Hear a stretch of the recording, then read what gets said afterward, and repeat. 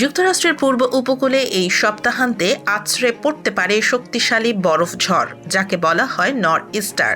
তবে ঠিক কোথায় কতটা বরফ পড়বে তা এখনো পরিষ্কার নয়। আবহাওয়াবিদরা বলছেন, ঝড়ের পথ সামান্য এদিক সেদিক হলেই পুরো চিত্র বদলে যেতে পারে। নিউ ইংল্যান্ড থেকে মিড আটলান্টিক কোথাও ভারী বরফ, কোথাও ঠান্ডা বৃষ্টি, আবার কোথাও দমকা হাওয়া ও উপকূলীয় প্লাবন দেখা দিতে পারে।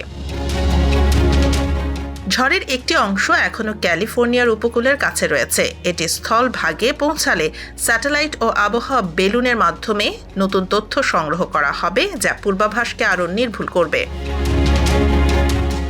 ন্যাশনাল ওয়েদার সার্ভিস জানিয়েছে, ২১ থেকে ২২ ফেব্রুয়ারি টেক্সাস থেকে নিউ ইংল্যান্ড পর্যন্ত বিস্তৃত এলাকায় বৃষ্টি, তুষার বা মিশ্র আবহাওয়া হতে পারে। ঝড় যদি উপকূল ঘেঁষে এগোয়, তাহলে বড় শহরগুলোতেও ভারী তুষারপাতের আশঙ্কা আছে। আর যদি সমুদ্রের দিকেই থাকে, তবে ডেলমার্ভা উপদ্বীপ ও পূর্ব নর্থ ক্যারোলিনায় বেশি বৃষ্টি হতে পারে। দুটি প্রধান পূর্বাভাস মডেলের ফল এক নয়। একটি বলছে কয়েক ফুট বরফ, অন্যটি বলছে মাত্র কয়েক ইঞ্চি। তাই আপাতত সতর্ক থাকাই বুদ্ধিমানের কাজ। আগামী ২৪ ঘন্টায় পরিস্থিতি আরও পরিষ্কার হবে।